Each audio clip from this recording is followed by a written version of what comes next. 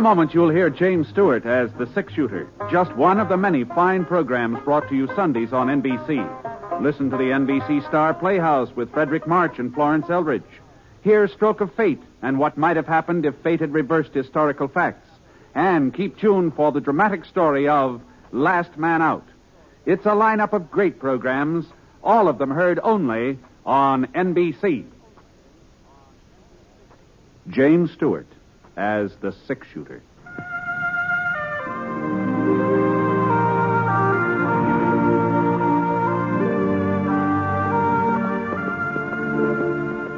The man in the saddle is angular and long-legged. His skin is sun-dyed brown. The gun in his holster is gray steel and rainbow mother of pearl, its handle unmarked. People call them both the six-shooter. The NBC Radio Network presents James Stewart as the six-shooter, a transcribed series of radio dramas based on the life of Britt Ponsett, the Texas plainsman who wandered through the Western Territories, leaving behind a trail of still-remembered legends.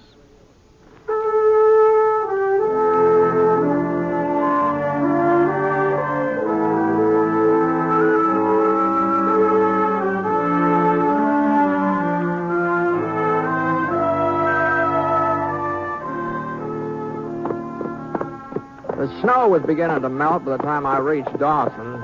You could hear it dripping from the eaves, hitting the boardwalk along the main street. I'd figured on being in town a couple of days earlier, but that storm sort of threw me off schedule.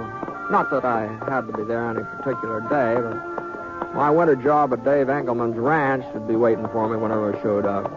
But the sooner I got to Dave's, the sooner we could start moving his herd down to lower ground. So, Scar. Oh, boy.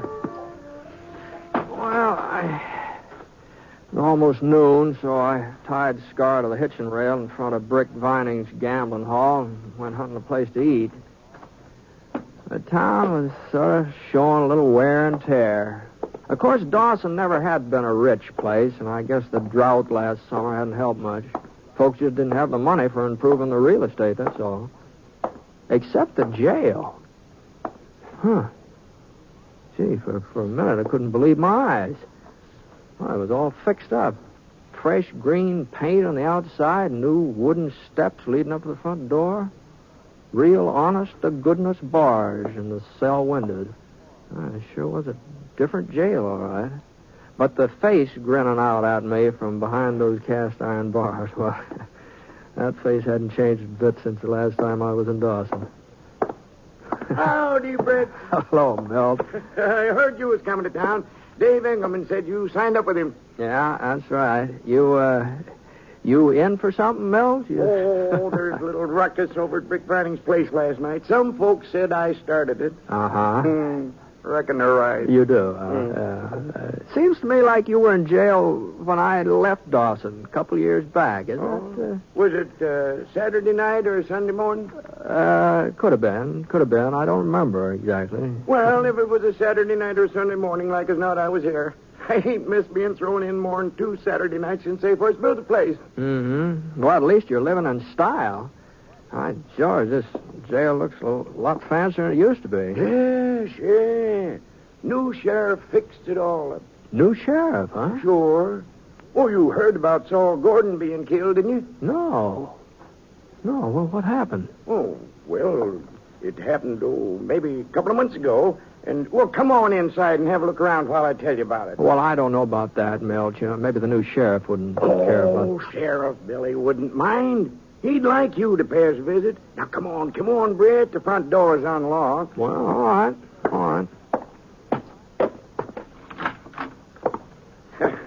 That's some desk, ain't it? Solid mahogany. He had it shipped here, all the way from Frisco. Is that so? Mm-hmm. He paid for it out of his own pocket, too, Billy did. Town couldn't afford a desk like that. Oh, no. I don't suppose it could. Well, what about Saul? What happened to him? Well, like I said, it was around 2 months ago. The Baxter brothers had been seen heading this way from White Eagle. When Sheriff Gordon heard about it, he got some men together and started looking for him. Mm-hmm. Young Billy hadn't been in town very long. He wasn't obliged to join the posse, but he went anyway. Billy Riddle. That's his name, Britt. Uh-huh. Mm-hmm. It wasn't a very big posse, and when one of them Baxters shot the sheriff, well, that'd have been the end of it if Billy hadn't have took charge. Why, he managed to get off a couple of shots, and the next thing you know, both of them Baxter boys surrendered. So when Billy come back to town, well, nobody else was very anxious for the job of sheriff, so he seemed to be the logical man for it. You know, the way he handled the posse and all. Sure, Of course, sure. some of the folks thought he was a little young for the job. Well, can't be more than 22 or 23. But he's got a good, firm grip on himself. He does. Oh, he ought to be showing up about now. He always turns me loose in time for my Sunday dinner. Real nice young fella. You'll like him. Southern boy. Oh? Yeah, I don't know why he came out west exactly. Good thing for the town he did, though. Oh, howdy, Sheriff, howdy. Oh, we're just talking about you. This here is Britt Ponset. Ponset? Oh, that's right. You've heard of him, ain't you? He's six-shooter. Oh, sure. Pleased to meet you, Mr. Ponset. Howdy, Sheriff. I just strolling by, and Milt asked me to come inside. I'm glad you did. Well, Milt, I reckon you'd like to be on your way. Oh, I don't know, Sheriff. This jail's getting to be a darn sight more comfortable than my cabin. What with all your improvements? Well, if you want to stay... On second thought, I'd better be getting home now. Thanks for the hospitality anyway. Don't mention it. You heading my direction, Brad? Well, If you don't mind, Mr. Ponset, I'd like to talk to you. Just for a couple of minutes. Sure. Well, so long, then. See you next Saturday, Sheriff. Sure. Goodbye, Milt. I trust I'm not keeping you from anything, sir. No. I was just thinking about eating a little dinner, maybe, if there's a cafe open. Old Cotton serves a pretty good meal on Sunday. That's Cotton all? White, yeah. His place is right around the corner. Fine. Well, I'll give that a try. You wouldn't care to join me, would you? We could talk while we're eating. That is, if you don't have any other plans. Oh, thanks, Mr. Ponset. I'd like to join you. You see, I'd been hoping you'd turn up in Dawson.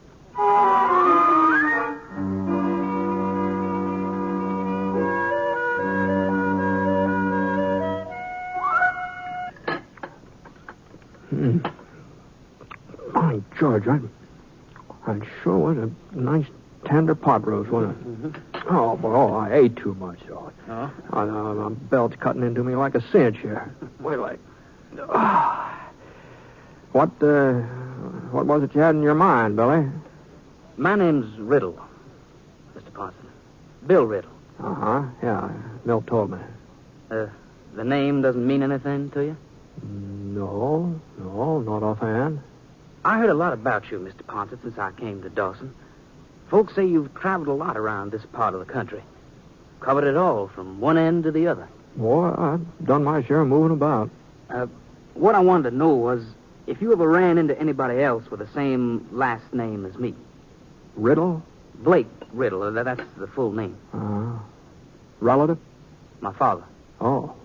It's not a very common name. If you heard it, you'd be likely to remember it. Yes. Here's your pie, Sheriff. But what's that plate, though? It's hot. Thanks, God. No, I don't think I ever heard that name before. Well, I wanted to be sure. Was your father in these parts? I don't know. I know he was once. Not here in Dawson, but somewhere in this territory. Mm-hmm. You haven't heard from him lately? No, I've never heard from him. Oh? Fact of the matter is, I've never even seen him. You see, he brought my mother out west here before I was born. Wasn't the kind of life she'd been used to. She was born and raised in the South. Family had a plantation. I see. Those days, the frontier must have been pretty wild. Anyway, when it came time for me to be born, she went back home. And your father didn't go with her? No. Uh-huh. Maybe they had a quarrel. Maybe he didn't like her leaving him. I don't know. Uh-huh. Later on, she told me he was dead. But I found out that wasn't true. At least it wasn't true when she told me. Oh? Anyhow, Mother died last year. In her things was a letter from Dad. It had been mailed from Denver about 15 years ago. Said he was going to buy a ranch somewhere around Phoenix. He asked Mother to bring me along and meet him. From the way it was written, you could kind of tell he didn't expect her to come. Yeah. Well, some folks don't bear up very well when they're transplanted, you know. They take root in one place, and there's no point in trying to move. Yeah, I reckon they just weren't suited. But now, well, I thought maybe if Dad was still alive, I thought maybe he and I... Tell you the truth, Mr. Ponset, I guess I'm his son, even though I never saw him. More his than Mother's. I see. And ever since I can remember, I've wanted to come west, even before I knew about him. And I've been happy out here, too, happier than I've ever been in my life. Of course, I didn't figure on being sheriff. That was just an accident. Well, be that as it may, you're the sheriff, and Milt says you're a darn good one, so you at least got one satisfied customer, huh? I'm going to try, Mr. Ponset. I'm going to try hard. I just wish that Dad... Well, if you should ever run into him, why... Sure. What the Sam Hill's that? Sounds like somebody's getting frisky. There he goes, Sheriff. Over by the mercantile. Yeah. Oh, he ain't doing no harm. He's just shooting up in the air that way. Ain't doing no good either. Looks like he's running out of lead. Yes, there he goes. Into Brick Vining's place. Hey, put the dinners on my bill, Cotton. I'll pay you for them later. Sure, Sheriff. Hold up a minute, Billy. Yeah? Hey, didn't you recognize that fellow, the one's doing the shooting? What? No. Why should I? Well, his name is Ben Reed. Reed? You sure, Mr. Ponset? Yeah, I'm sure. I thought he was in jail over at Fort Lyon. I thought the marshal arrested him last month. Well, Ben Reed's been in a lot of jails, but he always sort of manages to break out somehow, you know. He won't break out of mine. You gonna arrest him, Sheriff? He's an outlaw, ain't he? Why, sure, but he's mighty fast with a gun. At least so I hear. Ain't that right, Mr. Ponset? Yeah, that's what folks say. Well, I guess there's only one way to find out.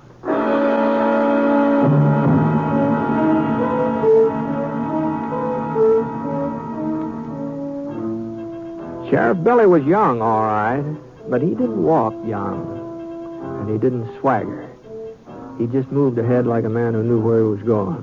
Of course, being a few years older wouldn't have done him any harm, especially if he was going to tangle with Ben Reed, and, well, there didn't seem to be any reason for me to miss all the excitement, so I started off in the direction of the gambling hall. If young Bill didn't know what he was doing, well, he'd soon find out. Ben Reed was sitting at a poker table dealing the cards. He didn't even look up when Bill came over and stood beside him. But Ben knew somebody was there, and he knew whoever it was wearing a star. He laid the deck of cards on the table, and he rested his left hand on his knee. I sure hope Billy knew that Ben was left-handed. Your name's Reed? Ben Reed? You talking to me? I asked if you're Ben Reed. Yeah, I'm Reed. You broke out of jail over at Fort Lyon. Don't look like I'm still there, does it, Sonny? And you're going back. Oh. You're under arrest. I heard this town got themselves a new sheriff. Some youngster wasn't even dry behind the ears. Get on your feet. Sure. You know, most fellas your age have a lot to live for. They'd be sort of careful who they started ordering around, but maybe you're different. Maybe I am. What's your name, kid? Just for the record, I always like to know a man's name before there's any trouble. Bill Riddle. Sheriff Bill Riddle. Give me your gun, Reed. I said, give me your gun. For a couple of minutes they stood there, not moving, staring at each other. And Ben Reed's left hand slid down his hip a couple of inches. And in spite of myself, I found my own hand going for my holster. And then Ben's fingers stopped. And I couldn't believe my eyes. He unbuckled his gun belt and let it drop on the floor. Well, I guess the only person in that room who wasn't surprised was Billy. He just picked up those guns. He nodded to the door. Ben didn't even look back. He marched right out into the street and Billy behind him. a minute or so before it sank in just what had happened. Sheriff Billy Riddle had arrested Ben Reed without even drawing his gun.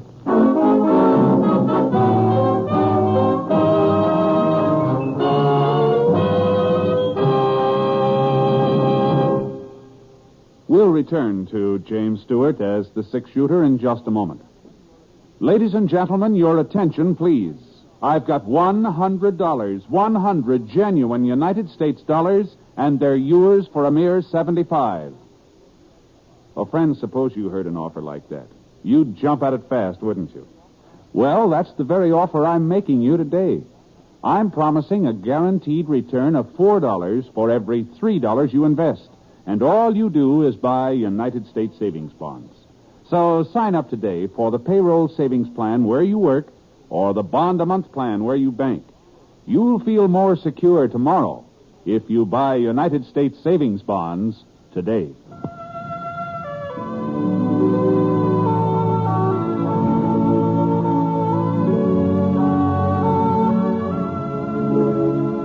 Now, Act 2 of The Six-Shooter, starring James Stewart as Britt Ponsett.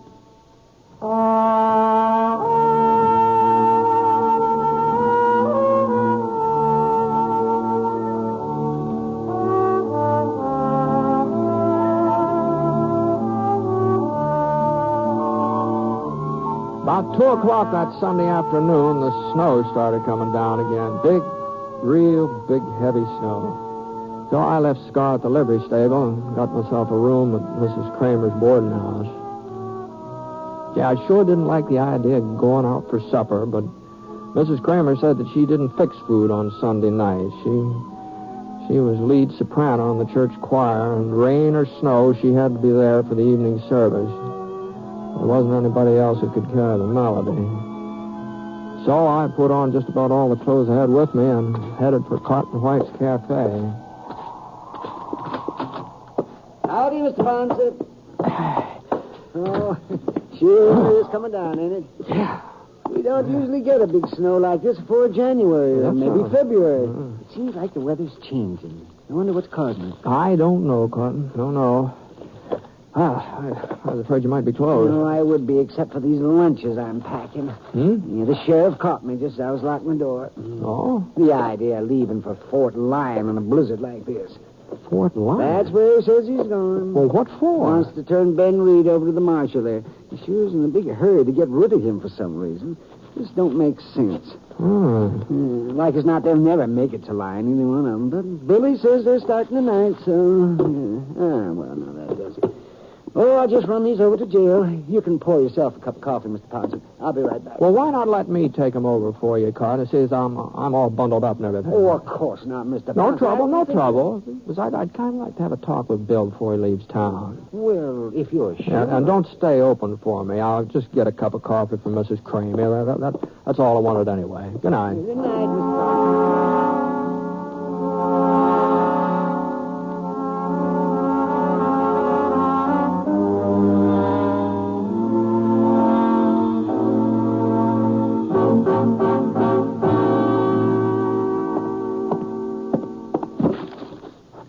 Oh, thanks for bringing them over, Mr. Ponsett. Good night. Hey, Billy, you serious about striking out for Fort Lyon tonight? Yeah. Well, it looks to me like he's as safe here as he would be anywhere else. Guess he don't appreciate my company. That's right. I don't. Uh-huh. Well, you're the sheriff. Yeah. You know, Fort Lyon's a 2-day ride in good weather. You know, no telling how long it'll take you to get in a storm like this. Don't worry about that. Mm-hmm. Was something happened, Billy? I don't know what you mean. Well, I guess it's none of my business, whatever it is. No, it isn't. Mm-hmm. Sorry, Mr. Ponsett. Oh, what's the use? Somebody will find out sooner or later. I'm not taking him to Fort Lyon. As soon as we get out of town, I'm going to turn him loose. What? And I'm not coming back to Dawson. I'm going home to Georgia, where I belong. Well, I suppose you've got your reasons. I told you. I only came out here to find my father. And I told you this was my lucky day. I found him. Of course, he wasn't quite what I expected. He's a thief, an outlaw, and a killer. You mean Reed? You knew it, too, didn't you? No.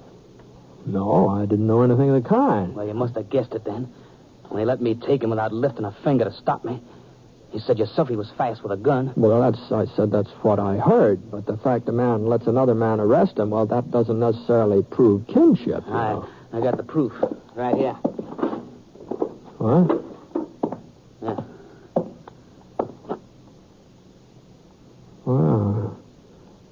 Well, it's a mighty pretty locket. Open it up. Huh? Go on, open it. That's my mother's picture when she was a girl. It's copied from a picture that hangs in our parlor back home. And he was carrying it fastened to his gun belt. That's so, Reed? His name isn't Reed. It's Blake Riddle. He's loco, Ponset. Ask anybody. I'm Ben Reed. I always have been. You're a fool to lie about it. If you weren't Blake Riddle, you'd be going to prison. I've been in prison before. And because you think he's your father, you're going to turn him loose. Is that it, Billy? I don't care about him or anything that happens to him. But she loved him once. At least she must have thought she did. And afterwards, you're getting out of town, huh? I don't reckon Dawson would have much use for a sheriff who was Ben Reed's kid. Well, they wouldn't have to know. I'd know it. I'd always know it. Even if they didn't. Well, the town was mighty proud of you, Billy. Well, at least I won't be the first lawman who couldn't hang on to Ben Reed. No, that's true enough. It just seems to me you're acting on mighty flimsy evidence. It seems to me there's a lot of ways a man could get a hold of a locket like this one. It wouldn't necessarily follow that he really belongs to him. Of course, if Reed says it's his... I ain't said that. He never asked me. I didn't have to ask. Well, what about it, Reed? Where'd you get it? I had it so long I almost forgot. Yeah. But it all come back to me when you was making such a fuss. Never thought a piece of junk like that would cause so much stir. Go on. I found it. Well, it must be about 15 years ago now, maybe more. I was down around Phoenix, a little town named Court City. There were some other boys with me, and folks sort of got the idea we'd held up the bank, come looking for us with a posse. Well, there was a couple hours of shooting, and afterwards the posse went back without us. Those that were still alive, that is. What's all this got to do with Well, let him finish, Bill. Well, we went out to look at the bodies, just to make sure the fellas were dead. One of them was carrying that locket, so Are you trying to say you killed my father? I don't know who killed him, not for certain. We was all shooting. I suppose it could have been me. You're lying. Well, why should he lie? If it's the truth, why did they keep that locket? Wasn't worth anything. Didn't have any value. Well, why'd they keep it? I'll tell you, kid. When I opened it up and looked at it, I said to myself, now, she's pretty nice looking. So I thought, seeing as how the fellow who was carrying the locket was sort of out of action, and maybe someday I might run into the woman in person having her picture, it'd sort of give me an excuse. You filthy rotten. I'd kill you with my bare hands. Get hold of yourself. How could I ever have thought that a dirty, rotten killer would be my own? I must have been crazy, plumb crazy. You sure were. The idea of a kid of mine turning out to be a sheriff. It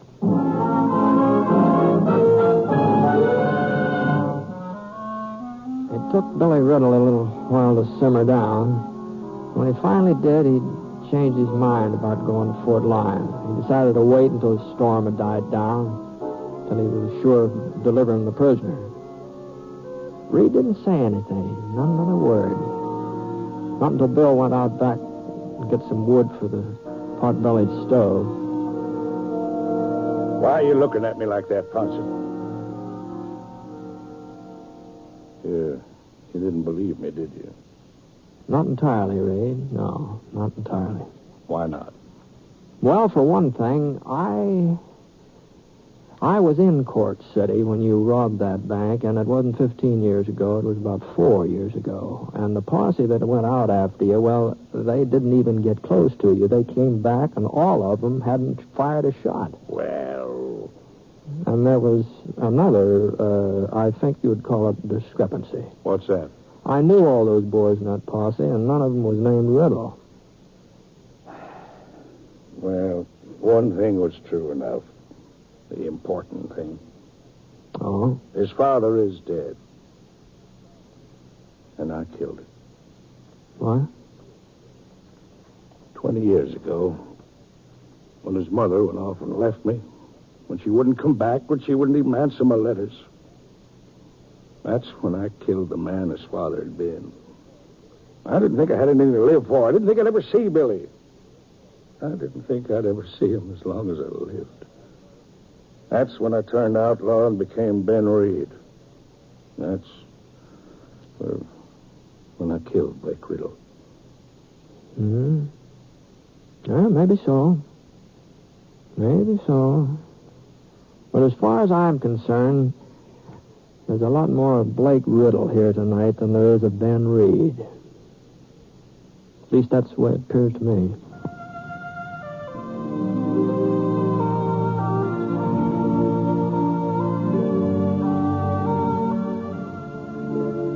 Well, it was a couple of days before that storm let up, and Sheriff Billy could take him over to the marshal at Fort Lyon. And he got him there, too. No trouble at all.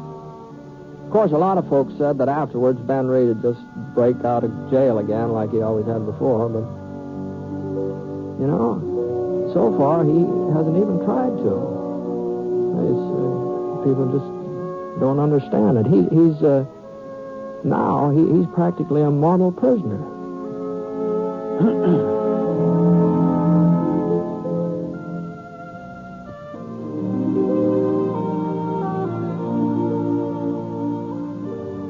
Within the next 5 years, millions of additional children will crowd the elementary schools. Unless we prepare for this increased enrollment, our children and our nation will suffer. If America is to provide enough teachers and enough classrooms so that our children can receive a decent education, we must take immediate steps to improve some of our local school systems. Join and work with local civic groups and school boards, actively seeking to improve educational conditions, won't you? Because better schools make better communities.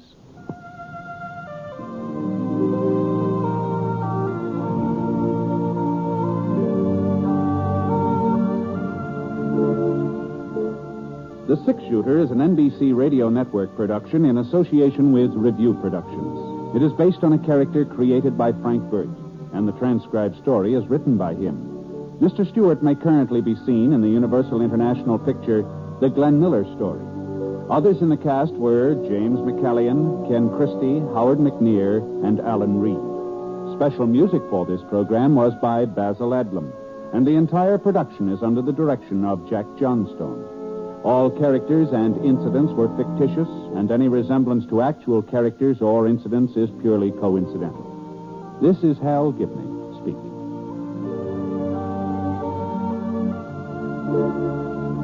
Tonight, hear Frederick March and Florence Eldridge in the NBC Star Playhouse on the NBC Radio Network.